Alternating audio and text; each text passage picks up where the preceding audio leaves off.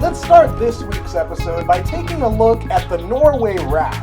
Basically, if you have holes like this in the ground, more than likely you have a rat's nest on your hands. Now, most people know this animal as a disgusting vermin, a spreader of disease. It's also actually an invasive species. It's not native to North America.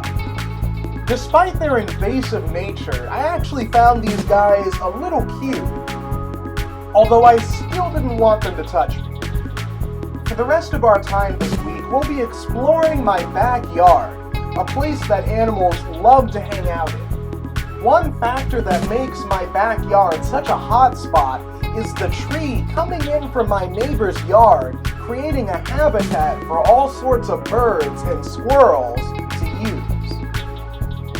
Seeing as this tree had encroached into my territory, I didn't feel bad taking a little cutting so that I could do a time lapse of its blooms opening.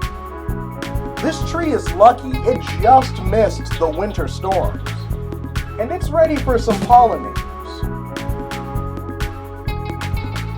This wasn't the only blooming plant I encountered. There's actually a bush in my front yard that my mother hates and insists that I cut down. Of course I refuse. Instead, I decided to put its interesting blooms under time-lapse. The flowers of these shrubs seem less like flowers and more like sacs of pollen ready to explode. But not all plants were as lucky as this bush. If you walk to the edge of my backyard, you'll see the site where a great tree was cut down.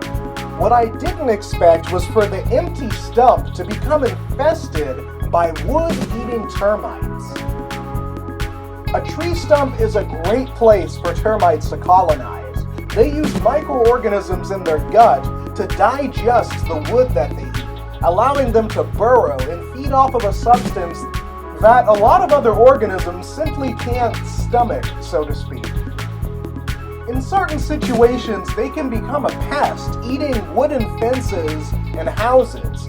But it should be noted that they play an important role. If they weren't around, we'd have dead wood everywhere, tree stumps, as far as the eye could see. And on that sobering note, that's about it for this week. If you liked my work here, you should check out my Instagram, where I have all sorts of cool wildlife pictures.